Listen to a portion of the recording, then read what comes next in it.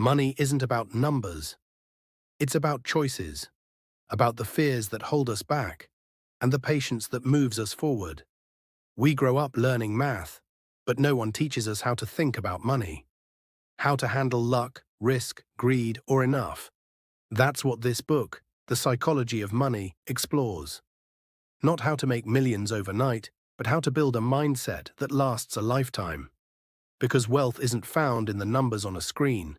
It's built quietly through how we think, act, and wait. Imagine two people leaving the same store. One just spent $200 on a lottery ticket. The other, $200 on a stock index fund. Both believe they made a smart financial choice. Neither is crazy, they're simply acting from different experiences. That when it comes to money, no one's crazy. Housel writes, your personal experiences with money make up maybe 0.0000001% of what's happened in the world, but maybe 80% of how you think the world works. In other words, our financial mindset is not built from data. It's built from memories. If you grew up in scarcity, saving feels safe. If you saw your parents lose everything in a market crash, you might avoid investing altogether. If you lived through a booming economy, risk can look like opportunity. We don't see money as it is. We see it through the lens of our past. That's why financial advice so often fails. Because what makes sense for one person might feel impossible for another. Think about it. Someone who grew up in the 1970s America, when inflation soared and banks offered double-digit savings rates, might see cash as stable and safe. But a 25-year-old today, raised in a world of low interest and high housing costs, might see cash as dead money, something that loses value if it just sits. Both are acting logically for their version of reality. When we understand this, we stop judging others' money decisions and start learning from them instead. Take two investors, Sarah and Tom. Sarah's parents lost their home during the 2008 crisis. To her, debt feels dangerous. She saves aggressively and keeps most of her money in cash. Tom, meanwhile, saw his parents' small business explode during the same decade. He believes in taking bold risks, invests heavily in startups and crypto. 10 years later, both have mixed results. Sarah feels secure but missed opportunities. Tom grew faster but faces sleepless nights from volatility. Who's right? Neither, and both. They're simply acting out the stories they were taught about safety and success. Everyone's playing a game shaped by their own memories, fears, and dreams. And once you see that clearly, you stop copying others' strategies and start building one that fits your life. True wealth starts in the way we think, long before it shows in what we earn. Risk. In 1968, a young boy named Bill Gates attended one of the only high schools in America that had a computer. It was a rare privilege. Most schools didn't even know what one was. That single opportunity changed his life. Thousands of kids were just as smart, just as curious, but they didn't have access to that same machine. That's the quiet truth behind every success story. It's never just about brilliance or hard work. It's about luck and timing too. Morgan Housel calls them the hidden twin forces that shape every financial life. Luck, what helps you more than you deserve, and risk, what hurts you without your fault. Housel writes, nothing is as good or as bad as it seems. Luck and risk are siblings. They live on opposite sides of the same coin, and together they explain more about success and failure than we often care to admit.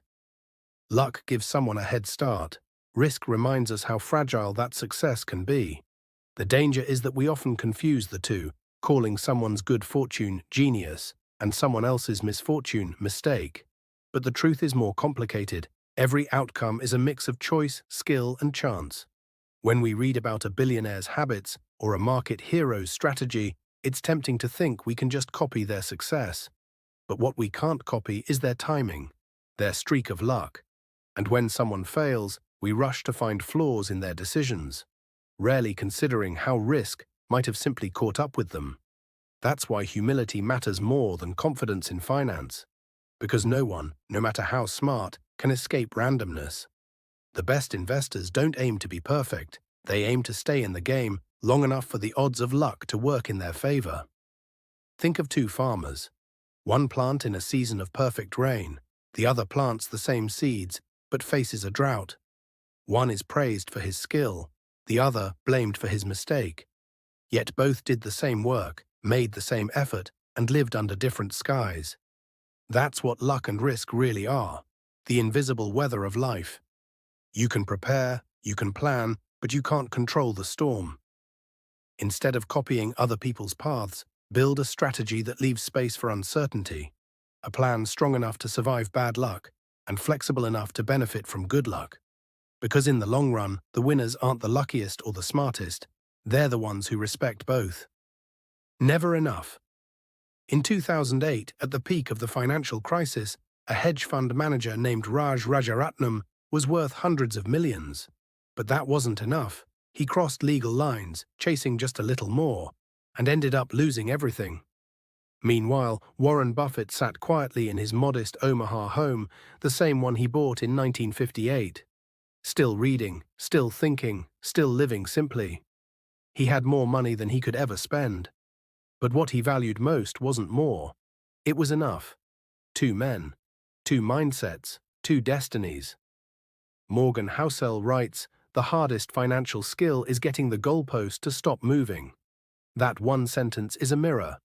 Because in money, and in life, the goalpost almost always moves. A better job, a bigger house, a faster car. It never ends. But enough is what stops the race. It's not about quitting, it's about realizing that every extra dollar costs something. Time, energy, peace, sometimes even relationships. And you can't buy those back. The danger of never enough isn't just financial, it's emotional. We trade our quiet mornings for overtime. We fill our calendars but empty our lives. We chase numbers, thinking they'll create freedom, only to realize we've built another cage, just one made of gold. Enough isn't the end of ambition. It's the beginning of balance. It's the moment you choose time over tension, presence over pressure, and meaning over measurement. Because the true goal of money is not to own more, but to need less. Picture this. You spend 20 years climbing a mountain called success. You reach the top, but when you look around, you realize your family, your health, your joy were valleys you passed long ago. Now imagine you climbed slower. You stop to rest, to breathe, to share meals and moments. You might reach the top later, but when you do, you're not alone, and you still have the strength to enjoy the view. That's the difference between chasing more and choosing enough. Enough isn't about settling. It's about prioritizing. It's realizing that wealth means nothing if it costs you time with your children, your peace of mind, or your ability to enjoy the ordinary. Power of time. Imagine planting a single seed in your backyard. You water it. Wait a year. It becomes a small tree. Now that tree drops more seeds, and each one grows its own. A few years later, your backyard has become a forest. That is how wealth grows. Quietly, slowly, then suddenly, all at once. Compounding doesn't look exciting at first, but it's the invisible force that turns ordinary effort into extraordinary results. Morgan Housel once wrote, "Compounding doesn't rely on earning huge returns. It relies on earning pretty good returns that you can stick with for the longest time possible." He reminds us that wealth isn't about brilliance or timing, it's about endurance. The secret isn't chasing the biggest return, it's staying in the game long enough to let the math do the magic. Let's break this down. Compounding means your money earns returns, and then those returns start earning their own returns. It's like interest having children. Here's a simple example. You invest $1,000 at 8% per year. After 1 year, you earn $80. Your total is $1,080. Next year, you earn 8% not just on your $1,000, but on $1,080, making $86.40. A small difference, right? But give it time, and those small differences start stacking up, like bricks in a wall. If you invest $500 every month at a 12% annual return, after 40 years, that habit grows to roughly $5.8 million. Double that to $1,000 a month, and it becomes $11.6 million. No secrets, no shortcuts, just consistency and time. Compounding rewards patience, far more than intensity. Warren Buffett understood this. before anyone else. He started investing at age 10, not with millions, but with curiosity. By 30, he was worth around $1 million. Today, his fortune exceeds $100 billion. But here's the astonishing part. Over 90% of that wealth came after his 60th birthday. That's not just luck. That's the power of time. Buffett's real genius wasn't only in picking stocks. It was in letting compounding do its quiet work year after year. If he had started later, even with the same skill, he'd have only a small fraction of what he has now. Time, not talent, made the difference. Compounding isn't just math, it's mindset. It rewards patience, it rewards consistency, it rewards those who believe that slow growth is still growth. You don't need to be the smartest investor, just the most consistent one. Wealth doesn't grow by force, it grows by time. The earlier you start, the less you have to do. The longer you wait, the harder it becomes. Staying wealthy. Anyone can get rich once, but very few stay rich for a lifetime. Because wealth isn't a sprint, it's a marathon through unpredictable terrain. And in that long journey, what matters most isn't how fast you move, but whether you can keep moving when the path turns steep. Morgan Housel writes, "Getting money is one thing. Keeping it is another. It requires humility and fear that what you've made can be taken away just as fast." That simple sentence captures one of the quiet truths about money. The mindset that helps you build wealth is often different from the one that helps you preserve it. To make money, you need optimism. You have to believe in opportunity. To keep money, you need skepticism. You have to believe in uncertainty. Most people never learn to balance both. They either stay too cautious and never grow, or get too confident and lose everything they built. When we talk about getting wealthy, we're really talking about risk-taking, starting a business, investing in stocks, or buying real estate. All of those require belief in a better future. But staying wealthy is about risk management. Understanding that no matter how good things look, the future can always surprise you. This is where humility becomes your greatest financial asset. Housel says that long-term success depends on just two things: a survival mindset and a room for error. Because if you lose everything once, even once, you may never have the chance to compound again. That's why staying wealthy is an emotional game as much as a financial one. It's about resisting greed when everyone else is making money. It's about accepting that sometimes doing nothing is the smartest move you can make. Think about this. If your investments earn 10% less this year, you'll still be fine. But if you lose everything once, the game ends there. That's why real wealth isn't measured in returns, it's measured in resilience. Warren Buffett embodies this perfectly. He built his wealth not by chasing every opportunity, but by protecting himself from irreversible mistakes. He once said, "The first rule of compounding is to never interrupt it unnecessarily." Over the decades, Buffett has passed on thousands of exciting opportunities. He's missed trends, tech booms, and fads, but he's never missed the chance to stay in the game. Because while others tried to be the fastest, he focused on being the last man standing.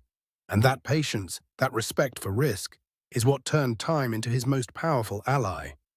Now contrast that with the many millionaires who appeared and disappeared in the dot-com era. People who built fortunes on momentum but never built a mindset for survival. Getting wealthy gave them a headline. Staying wealthy would have given them a legacy. To get wealthy, you need boldness. To stay wealthy, you need balance. You don't have to predict every storm. You just have to make sure you can survive it.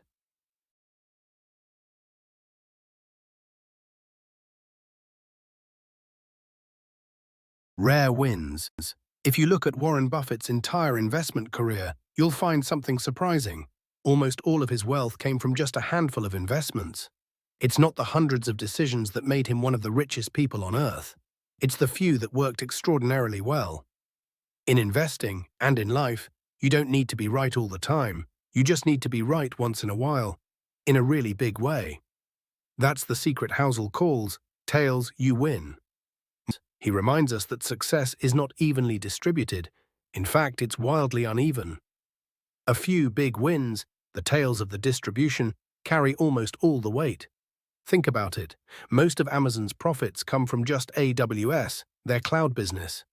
Most of Apple's revenue comes from the iPhone, and most of Buffett's returns came from a few brilliant stock choices. Like Coca-Cola and American Express, this idea rewires how we think about investing success. We tend to believe that consistency, being right every time, is what matters. But the truth is, it's patience and survivability that matter more. In markets, only a few investments deliver most of the long-term gains. Research shows that over the past 100 years, just 4% of stocks accounted for the entire net gain of the US stock market.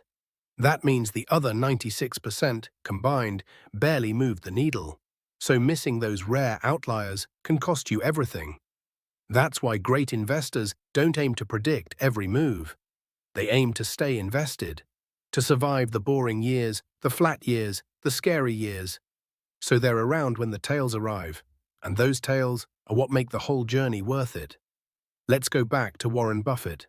Over his career, he's made thousands of decisions. But if you break down his success, you'll see that over 90% of his net worth comes from just 10 investments. One of his most famous, Coca-Cola, was purchased in the late 1980s. At the time, it seemed like a conservative choice. But that single decision became one of the most profitable investments in history, multiplying more than 18 times in value over the decades. Or consider Amazon. Since its IPO, the stock has had multiple crashes, falling 90% at one point. But for those who held on, that one investment turned $10,000 into over $12 million. Those are tail events. They're rare, unpredictable, and powerful. And they're the reason patience is worth more than brilliance. Because one tail can repay a lifetime of small losses if you have the discipline to stay through the volatility. In investing and in life, most of your outcomes will come from a few rare moments. Those tails that seem random but shape everything that follows. Stay patient, stay humble, because your next tail might be closer than you think.